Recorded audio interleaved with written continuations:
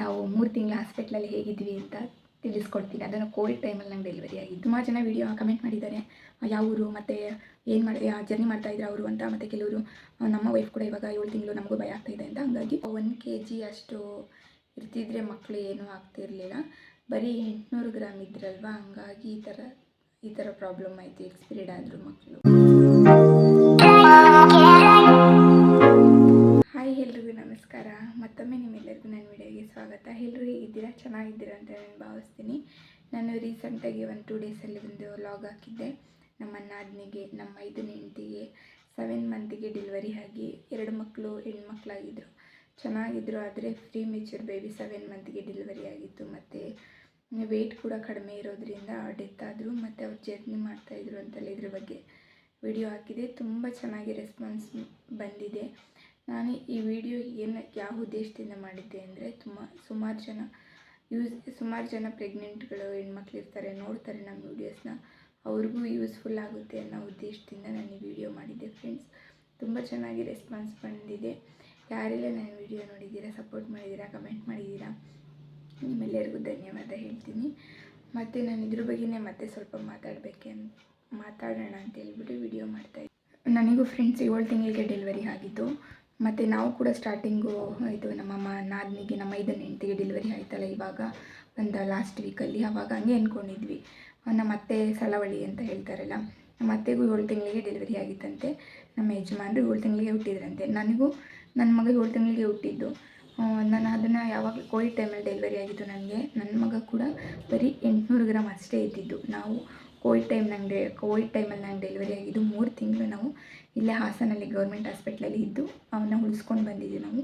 ಅದ್ರ ಬಗ್ಗೆ ನಾನು ಯಾವಾಗಲಾದರೂ ಒಂದು ಲಾಂಗ್ ವಿಡಿಯೋ ಮಾಡಿ ನನಗೂ ಯಾವ ಥರ ನಾನು ಜರ್ನಿ ಎಲ್ಲ ಏನೂ ಮಾಡ್ತಾ ಇರಲಿಲ್ಲ. ಆದರೆ ಆಟೋಮೆಟಿಕಲಿ ನನಗೆ ನ್ಯಾಚುರಲಾಗಿ ಪೇಯ್ನ್ ಬಂದು ನಾರ್ಮಲ್ ಡೆಲಿವರಿನೇ ಆಯಿತು. ಅದ್ರ ಬಗ್ಗೆ ನಾನು ಒಂದು ಸರಿ ವಿಡಿಯೋ ಮಾಡಿ ತಿಳಿಸ್ತೀನಿ. ಮೇನ್ ಇವಾಗ ನಾನು ನಮ್ಮ ನಾದಿನಿಗೆ ಡೆಲಿವರಿ ಆಗಿದ್ರ ಬಗ್ಗೆ, ಮತ್ತು ಮಗು ಎಷ್ಟು ಗ್ರಾಮ್ಸ್ ಇತ್ತು, ಎಷ್ಟು ದಿನ ಮಕ್ಕಳಿದ್ರು, ಮತ್ತು ಅವರು ಕೆಲಸ ಮಾಡ್ತಾಯಿದ್ರು ಅಂತ ಅದ್ರ ಬಗ್ಗೆ ವಿಡಿಯೋ ಮಾಡ್ತಾಯಿದ್ದೀನಿ. ಸುಮಾರು ಜನ ಕಮೆಂಟ್ ಮಾಡಿದರು, ತುಂಬ ಚೆನ್ನಾಗಿ ರೆಸ್ಪಾನ್ಸ್ ಬಂದಿದೆ. ತುಂಬ ಖುಷಿ ಆಯಿತು ನನಗೆ. ಸ್ಟಾರ್ಟಿಂಗ್ ಹೇಳಿದೆ ಅಲ್ವಾ, ಕೆಲವರು ಕಮೆಂಟ್ ಮಾಡಿದ್ದಾರೆ. ನಮ್ಮ ಮಿಸ್ಸಸ್ ಕೂಡ ನಮ್ಮ ವೈಫ್ ಕೂಡ 7 ಮಂತ್ ಪ್ರೆಗ್ನೆಂಟ್ ಇದ್ದಾರೆ, ನಮಗೂ ಭಯ ಆಗ್ತಿದೆ ಅಂತ. ಮತ್ತು ಕೆಲವರು ಕಮೆಂಟ್ ಮಾಡಿದ್ದಾರೆ, ನಾವು ಹೀಗೆ ಜರ್ನಿ ಮಾಡ್ತಾಯಿದ್ವಿ, ಕೆಲಸ ಮಾಡ್ತಿದ್ವಿ, ನಾನು ಪ್ರೆಗ್ನೆಂಟ್ ಆದಮೇಲೆ ನಾನು ಕ್ವಿಕ್ ಮಾಡಿಬಿಟ್ಟೆ, ಅದು ಕೆಲಸನೇ ಬಿಟ್ಬಿಟ್ಟೆ ನಮ್ಮ ಮಗುಗೋಸ್ಕರ ಅಂತ. ಮತ್ತು ಕೆಲವರು ಏನಾಯಿತು ಅಂತ ಕಮೆಂಟ್ ಮಾಡಿದ್ದಾರೆ, ಕೆಲವರು ಯಾವ ಊರು ಅಂತ ಕಮೆಂಟ್ ಮಾಡಿದ್ದಾರೆ, ಕೆಲವರು ತುಂಬ ಬೇಜಾರಾಯಿತು ಅಂತ ಕಮೆಂಟ್ ಮಾಡಿದ್ದಾರೆ. ಅದರಿಂದ ಈ ಕಾಮೆಂಟ್ಸ್ ಎಲ್ಲ ನೋಡಿ ನನಗೆ ತುಂಬಾ ಖುಷಿಯಾಯಿತು. ಮತ್ತು ಈ ವಿಡಿಯೋ ನಮಗೆ ಎಕ್ಸ್ಪೀರಿಯೆನ್ಸ್ ಆಗಿದೆ ಅಲ್ವ, ಸೊ ನಾವು ಶೇರ್ ಮಾಡ್ಕೊಳ್ಳೋದ್ರಿಂದ ಅವರು ಸ್ವಲ್ಪ ಕೇರ್ಫುಲ್ ಆಗಿರ್ತಾರೆ, ಅವ್ರಿಗೂ ಸ್ವಲ್ಪ ತಿಳುವಳಿಕೆ ಬರುತ್ತೆ ಅನ್ನೋ ಉದ್ದೇಶದಿಂದ ನಾನು ವಿಡಿಯೋ ಮಾಡ್ತೀನಿ, ಯೂಸ್ಫುಲ್ ಆಗುತ್ತೆ ಅಂತ ಹೇಳ್ಬಿಟ್ಟು. ಇವ್ರು ನಮ್ಮ ನಾದಿನಿ ಜರ್ನಿ ಮಾಡ್ತಾಯಿದ್ರು, ಕೆಲಸ ಮಾಡ್ತಾಯಿದ್ರು ಒಂದು ಆಫೀಸಲ್ಲಿ. ಬೆಳಗ್ಗೆ ಮತ್ತು ಸಂಜೆ ಜರ್ನಿ ಮಾಡೋಳು ಬೈಕಲ್ಲಿ ಹೋಗ್ತಾಯಿದ್ರು. ಬೆಳಗ್ಗೆನೂ ಕೆಲಸಕ್ಕೆ ಹೋಗಬೇಕಾದ್ರೆ ಬೈಕಲ್ಲಿ ಹೋಗೋಳು, ಮನೆಗೆ ಬರಬೇಕಾದ್ರೇನು ಬೈಕಲ್ಲೇ ಮನೆಗೆ ಬರ್ತಾಯಿದ್ಲು. ಮತ್ತು ಮೇನ್ ಪಾರ್ಟ್ ಜರ್ನಿ ಮಾಡಿರೋದ್ರಿಂದ ಈ ಥರ ಆಗಿದೆ ಅಂತ ನಮಗೇನು ಸರಿಯಾಗಿ ನಮಗೆ ಅನ್ನಿಸ್ತಾ ಇಲ್ಲ. ನಾವು ಕೆಲವೊಂದು ದೇವಸ್ಥಾನದಲ್ಲೆಲ್ಲ ಶಾಸ್ತ್ರ ಕೇಳಿದ್ರು ದೊಡ್ಡವರು, ಇದನ್ನೆಲ್ಲ ನಂಬಬೇಕು. ದೇವರಿದ್ದಾರೆ ಅಂದರೆ ಒಳ್ಳೆ ಪಾಸಿಟಿವ್ ಇದೆ ಅಂದರೆ ನೆಗೆಟಿವ್ ಇದ್ದೇ ಇರುತ್ತಲ್ವ, ಆ ಥರ ಒಳ್ಳೇದಿರುತ್ತೆ ಅಂದರೆ ಕೆಟ್ಟದ್ದು ಇದ್ದೇ ಇರುತ್ತಲ್ವ, ಆ ಥರ. ಹಳ್ಳಿ ಕಡೆ ಎಲ್ಲ ಹೇಳ್ತಾರಲ್ವ, ಅದೇನೋ ಸೋಕ್ ಥರ ಆಗಿದೆ ಅಂತೇಳಿ, ಮತ್ತು ನೆಗೆಟಿವ್ ಎನರ್ಜಿ ಸೋಕಿದೆ ಅಂತ ಅವಳಿಗೆ ಶಾಸ್ತ್ರದಲ್ಲಿ ಹೇಳಿರೋದು. ನೆಗೆಟಿವ್ ಎನರ್ಜಿ ತಾಕಿರೋದ್ರಿಂದ ಈ ಥರ. ಮತ್ತು ಮಕ್ಕಳು ಸಾಯೋ ಟೈಮಲ್ಲೂ ಅಷ್ಟೇ ಫುಲ್ಲು ಬ್ಲೀಡ್ ಆಗ್ತಾಯಿತ್ತು, ಬಾಯಲ್ಲಿ ಮೂಗಲ್ಲೆಲ್ಲ ಫುಲ್ಲು ಬ್ಲಡ್ ಬರ್ತಾಯಿತ್ತು.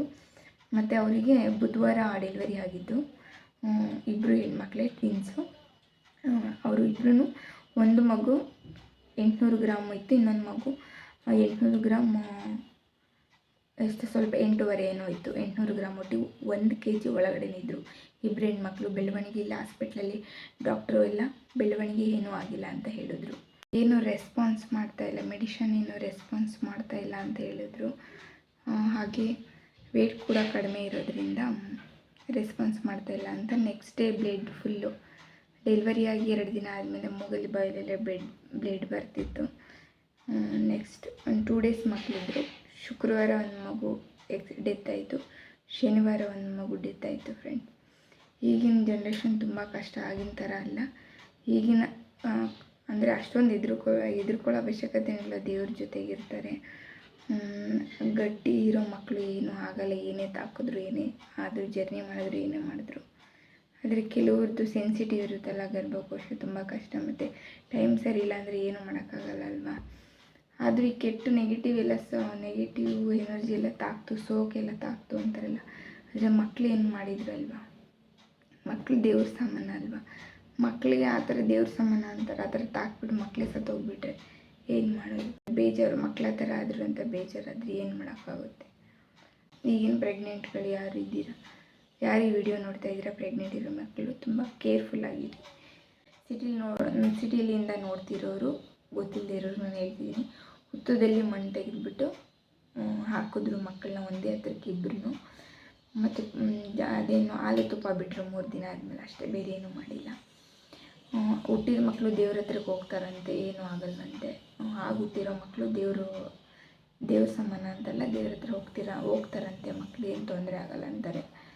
ಮತ್ತು ಶಾಸ್ತ್ರ ಕೇಳಿದ್ದಕ್ಕೆ ಮೇನು ಕೆಲವ್ರು ಕೇಳಿದ್ರಲ್ವ ಏನಾಗಿತ್ತು ಅಂತ, ಅದೇ ನೆಗೆಟಿವ್ ಎನರ್ಜಿ, ಅದೇ ಸೋಕ್ ಅಂತಾರಲ್ಲ, ಅದು ತಾಕಿ ಅವರಿಗೆ ಈ ಥರ ಆಗಿದೆ. ಮಕ್ಕಳು ಬ್ಲಡ್ ಎಲ್ಲ ಬರ್ತಿತ್ತು ಡೆತ್ ಆದಾಗ, ಅದು ಒಂದು. ಮತ್ತು ಬೇಗ 7 ಮಂತ್ಗೆ ಡೆಲಿವರಿ ಆಗಿರೋದ್ರಿಂದ, ಅದೇ ನೆಗೆಟಿವ್ ಎನರ್ಜೀಸ್ ತಾಕಿ ಅವಳಿಗೆ ಬೇಕಂತ ಏನು ಡೆಲಿವರಿ ಆಗಿಲ್ಲ. ಅವಳಿಗೆ ಪೇನೇ ಬಂದಿಲ್ವಂತೆ, ಹೊಟ್ಟೆ ನೋವು ಕೂಡ ಬಂದಿಲ್ಲ, ಏನಿಲ್ಲ.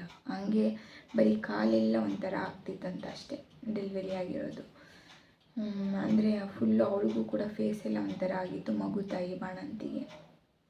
ಇನ್ನು ಶಾಸ್ತ್ರ ಎಲ್ಲ ಕೇಳಿದಾಗ ನಮಗೆ ಈ ಥರ ಅಂತ ಹೇಳಿದ್ರು, ಅದೇ ಸೋಕ್ ಥರ ತಾಕಿದೆ ಅಂತ ಫ್ರೆಂಡ್ಸ್. ಇಷ್ಟೇ. ಮತ್ತು ಯಾರೆಲ್ಲ ಫ್ರೆಂಡ್ಸ್ ನೀವು ನಿಮ್ಮ ಮಿಸಸ್ ಪ್ರೆಗ್ನೆಂಟ್ ಇರ್ತಾರೆ, ಮತ್ತು ಯಾರು ಪ್ರೆಗ್ನೆಂಟ್ ಇರೋ ಹೆಣ್ಮಕ್ಳು ನೋಡ್ತಿದ್ದೀರಾ, ಪ್ಲೀಸ್ ತುಂಬ ಕೇರ್ಫುಲ್ಲಾಗಿರಿ. ಆಗಿನ ಕಾಲದ ಥರ ಅಲ್ಲ ಈಗ. ತುಂಬ ನಮಗೆ ಪ್ರೆಗ್ನೆಂಟ್ ಆದಾಗ ತುಂಬ ಕೇರ್ಫುಲ್ಲಾಗಿರ್ಬೇಕು. ಇವಾಗ ನನ್ನ ಮಗ 7 ತಿಂಗಳಿಗೆ ಹುಟ್ಟಿದ್ದು, ನಾವು ಎಷ್ಟು ತಿಂಗಳು ಹಾಸ್ಪಿಟ್ಲಲ್ಲಿ ಇದ್ದೋ, ಅವನು ಎಷ್ಟು ಗ್ರಾಮ್ಸ್ ಇದ್ದ, 800 ಗ್ರಾಮ್ ಇದ್ದ. ಅದು ಮತ್ತು ಎಷ್ಟು ತಿಂಗಳಿದ್ದು, ಕೋವಿಡ್ ಟೈಮಲ್ಲಿ ಎಷ್ಟು ಕಷ್ಟಪಟ್ಟು. ಇದನ್ನೆಲ್ಲ ಇನ್ನೊಂದು ವಿಡಿಯೋದಲ್ಲಿ ಶೇರ್ ಮಾಡ್ಕೋತೀನಿ. ನೋಡಿದ್ರಿ, ನಿಮ್ಮೆಲ್ಲರಿಗೂ ಥ್ಯಾಂಕ್ ಯು. ಕ್ಲಾರಿಫೈ ಸಿಕ್ಕಿದೆ ಅಂತ ಹೇಳ್ತೀನಿ. ಮತ್ತು ಪ್ರೆಗ್ನೆಂಟ್ ಇರೋ ಹೆಣ್ಮಕ್ಳು ಪ್ರೆಗ್ನೆಂಟ್ ಇರ್ತಾರೆ, ಅವ್ರು ನಮ್ಮ ವೀಡಿಯೋಸ್ನ ನೋಡ್ತಾ ಇರ್ತಾರೆ, ಯೂಸ್ಫುಲ್ ಆಗುತ್ತೆ. ಆದಷ್ಟು ಜರ್ನಿ ಮಾಡೋಕ್ಕೆ ಹೋಗಬೇಡಿ, ತೂಕ ಎಲ್ಲ ಹೋಗಬೇಡಿ. ಆದಷ್ಟು ಕಾಲನೇ ಒಂಥರ ಇತ್ತು ಮಕ್ಕಳಾಗೋದು. ಈಗಿನ ಜನ್ರೇಷನ್ ತುಂಬ ಕಷ್ಟ ಇದೆ. ಒಂದು ಮಗುನ ಮಾಡ್ಕೋಬೇಕು ಅಂತ ಅಂದರೆ, ಆ ಮಕ್ಕಳನ್ನ ಸಾಕಬೇಕು, ಬೆಳೆಸಬೇಕು, ಓದಿಸ್ಬೇಕು ಅಂದರೆ ಈಗಿನ ಕಾಲ ತುಂಬ ಕಷ್ಟ ಇದೆ. ಹಿಂದಿನ ಕಾಲದಲ್ಲಿ ಮಕ್ಕಳು ಹಾಕ್ತಾಯಿದ್ರು, ಎಷ್ಟು ಜನ, 5 ಜನ, ಒಬ್ಬೊಬ್ಬರಿಗೆ 5 ಜನ, 6 ಜನ, 7 ಜನ, ಏನೂ ಆಗ್ತಿರಲಿಲ್ಲ. ಅವರೆಲ್ಲ ಕಲ್ಲನ್ನ ಹರಗಿಸ್ತಾಯಿದ್ರು, ಕಲ್ಲು ಎತ್ತುತ್ತಾಯಿದ್ರು, ಮಣ್ಣು ಹೊರ್ತಾಯಿದ್ರು, ಎಲ್ಲಿ ಬೇಕಲ್ಲಿ ಮಲಗ್ತಿದ್ರು, ಎದ್ದೇಳ್ತಿದ್ರು. ಬಟ್ ಆ ಕಾಲನೇ ಒಂಥರ ಇತ್ತು. ಬಟ್ ಈಗ ಪ್ರೆಸೆಂಟ್ ಏನಿದೆ, ಈ ಜನ್ರೇಷನ್ ತುಂಬ ಕಷ್ಟ ಇದೆ. ಸೊ ಹಂಗಾಗಿ ಯಾರು ಪ್ರೆಗ್ನೆಂಟ್ ಇರೋ ಮಕ್ಕಳು ಏನು ಭಯ ಪಡೋದು ಬೇಡ, ದೇವರಿದ್ದಾನೆ. ಗಟ್ಟಿ ಜೀವಕ್ಕೆ ಏನೂ ಆಗಲ್ಲ, ದೇವ್ರ ಜೊತೆಗಿರ್ತಾನೆ. ನನ್ನ ಮಗ ನೋಡಿ, ಇವಾಗ ಅವನಿಗೆ 5 ವರ್ಷ. ನಾವು ಹಾಸ್ಪಿಟ್ಲಲ್ಲಿ ತುಂಬ ಕಷ್ಟಪಡೋವು, ನಿದ್ದೆ ಇಲ್ಲ, ಊಟ ಇಲ್ಲ. ಅದು ಗಟ್ಟಿ ಜೀವ ನಮ್ಮ ಜೊತೆ ಜೀವನ ಮಾಡೋ ಅದೃಷ್ಟ ನಾವು ನನ್ನ ಮಗನ ಜೊತೆ ಇರೋ ಅದೃಷ್ಟ, ನನ್ನ ಮಗ ನಮ್ಮ ಜೊತೆ ಇರೋ ಅದೃಷ್ಟ ಇತ್ತು. ದೇವ್ರು ನಮ್ಮ ಜೊತೆಗಿದ್ರು ನನ್ನ ಮಗನ ಉಳಿಸ್ಕೊಂಡು ಬಂದ್ವಿ. ಹಾಗೆ ಪ್ರೆಗ್ನೆಂಟ್ ಇರೋ ಹೆಣ್ಮಕ್ಳು ಕೇರ್ಫುಲ್ಲಾಗಿರಿ, ಭಯ ಪಡಬೇಡಿ, ದೇವರಿದ್ದಾರೆ. ಎಲ್ರಿಗೂ ಒಳ್ಳೆಯದಾಗಲಿ ಅಂತ ಹೇಳ್ತಾ ಇಲ್ಲಿಗೆ ಈ ವಿಡಿಯೋ ಎಂಡ್ ಮಾಡ್ತೀನಿ ಫ್ರೆಂಡ್ಸ್. ನೆಕ್ಸ್ಟ್